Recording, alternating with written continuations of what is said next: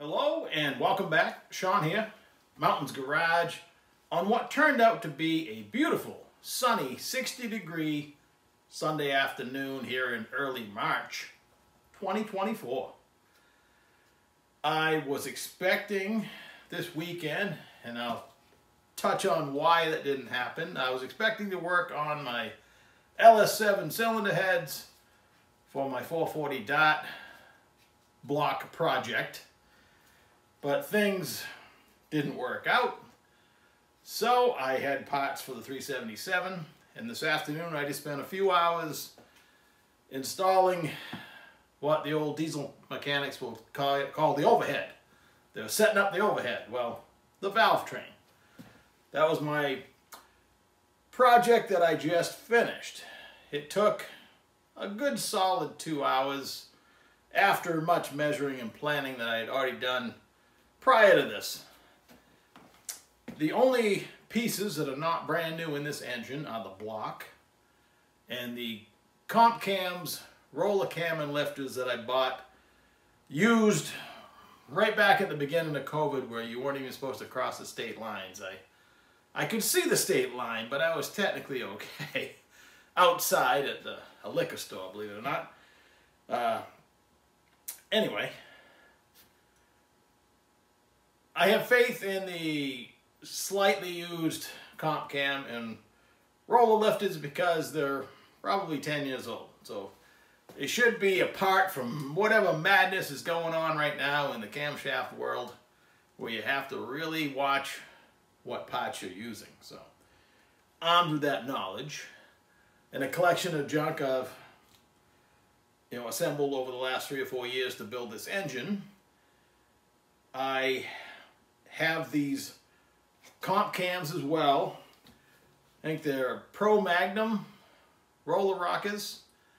If you read the paperwork that comes with them or the advertisement, it claims to be the last rocker arm you'll have to buy. They're rebuildable, supposed to last forever. These valve springs are rated for 600 lift and they're 350 pounds of pressure open. And these rocker arms are supposedly rated for 850 pounds of pressure open. So they should be way overkill, and that's great. So if you remember, it was only a month ago, I uncovered this motor. I had a towel on it, and it started to just lightly rust here and there, and that freaks me right out because I got a lot of money in machine work. This block's been sitting around for a long time as it is.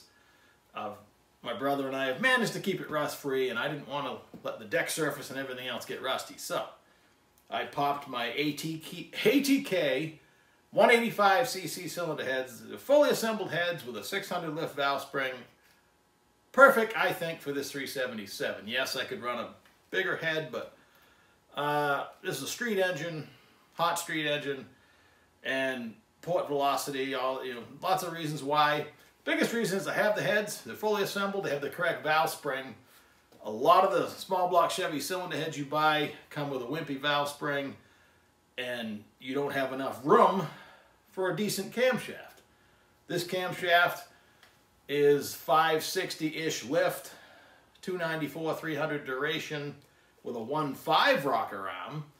These comp cams, Ultra Pros, are 152s, so using my skills brought to me by the South Portland, Maine school system, I figure I gained 10 thousandths lift on the intake and about 11 or 12 on the exhaust using the 152s.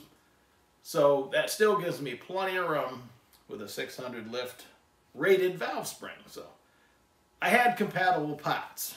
The stud girdle you see and the high nuts that come with it, just an eBay special. Shame to say it, might even be Speedmaster. I know, but I've used 2 of them and they're actually okay. You have to go through a few things to get to the, it seems like you just chuck the parts on here and adjust the valves and you'll be done. Not quite.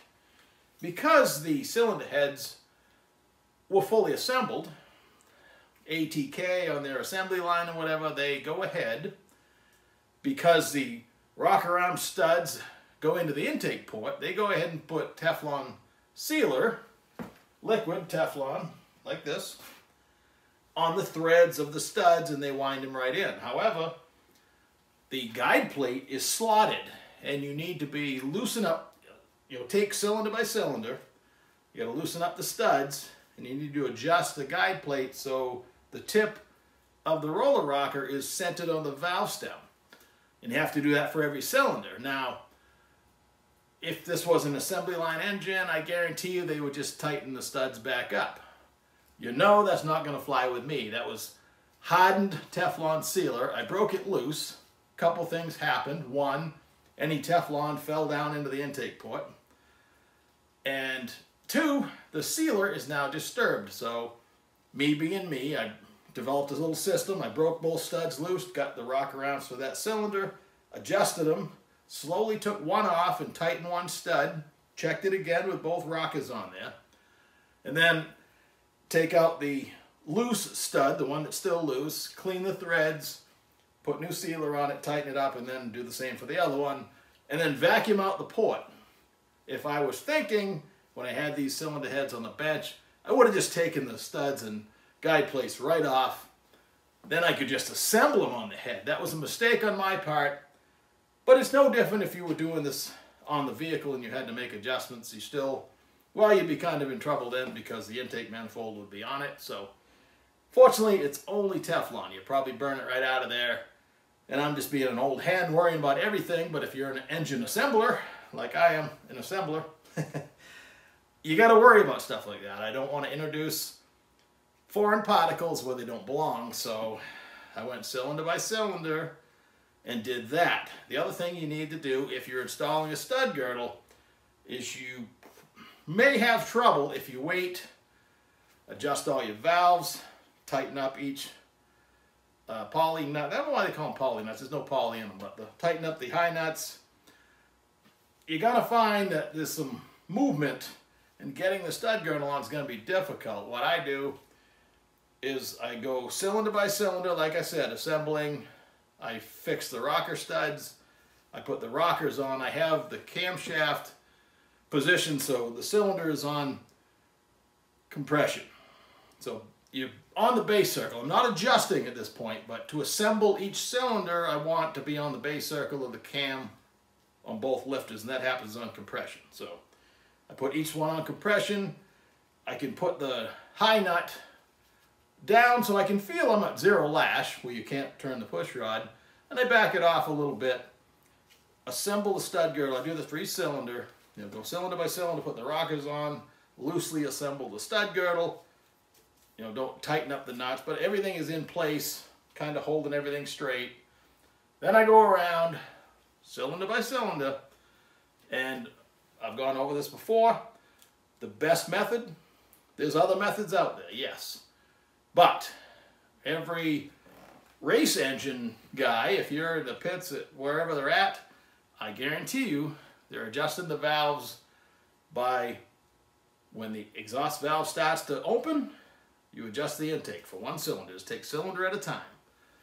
Roll it around after you adjust the exhaust till the intake opens and starts to come back. Call it halfway up. If it's halfway closed, adjust the exhaust rocker.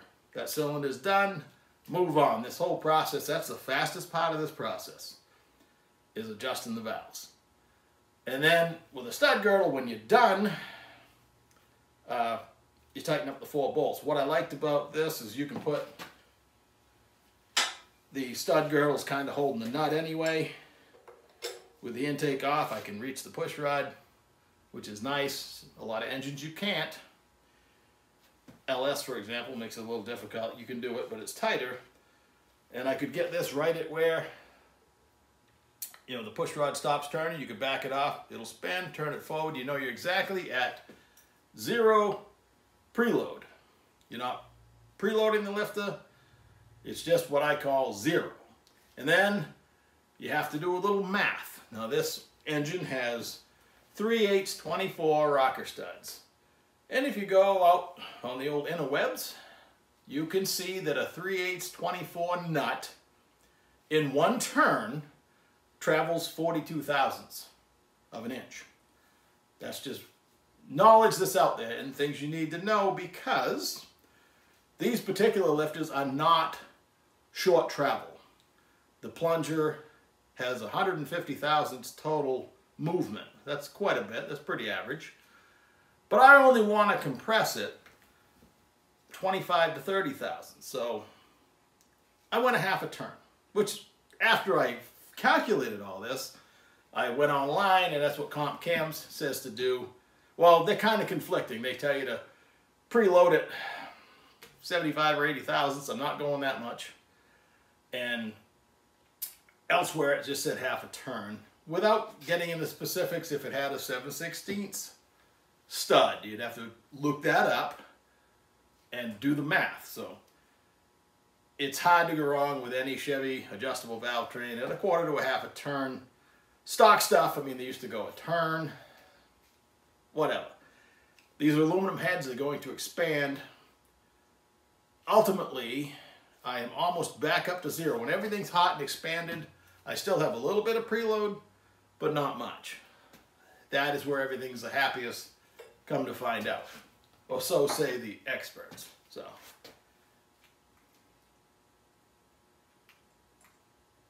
sorry about that. So if you look over here, I have had in my possession for a long time a aluminum quadrijet intake manifold, quadrijet carburetor intake manifold. I've dragged it to swap meets, put $15 or $20 on it, and people won't even look at it.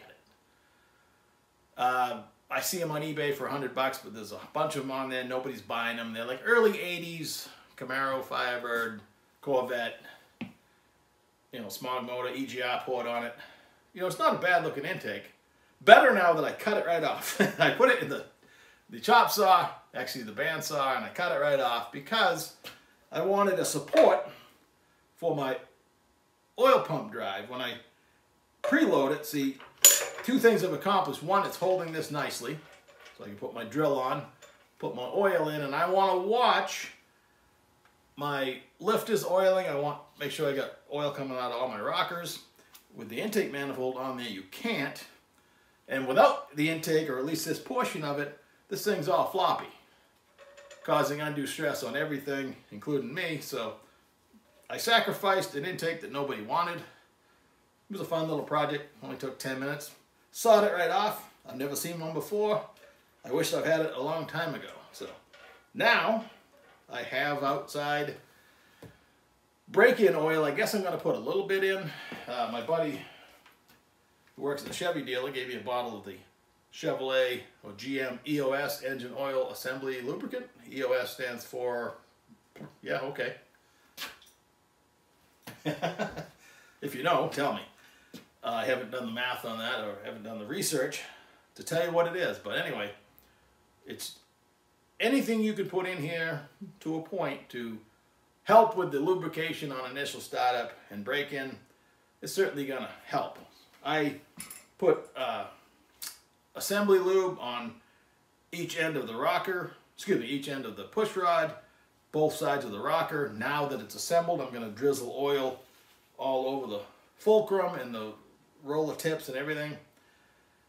With the stud girdle, there's no room. You have to run a tall valve cover as it is. There's no room for a baffle. However, I find that the stud girdle itself makes a pretty efficient baffle. When you look in the hole in the valve cover, you're just looking at the stud girdle. And to date, it's been okay. If it was a problem, I'll come up with something else, but it has not been a problem. So next, I have a low-rise dual quad intake with a pair of Kata carburetors because that's all it fits. Not a huge fan, however, I like the look of it. I'm not a huge fan of the Kata style carburetor, but only because I'm a Holly guy, so maybe this will win me over. I bought two 500 CFM reman carburetors with a choke on the rear one. It's just going for an old school look. A single 4-barrel with a 750 Holly will probably make more power, but that's not always what it's all about. You know, sometimes you just like popping the hood and seeing a pair of air cleaners. So I have to determine, pretty sure the heads are going to take like a 1206 Felpro.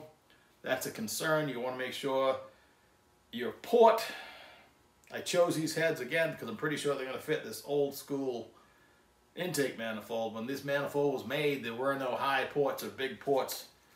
You know, you get a big Brodex head and set that intake on it, you'll still be looking at the intake port. So these ports, I believe, are small enough. It might even take a stock intake manifold gasket. We'll see.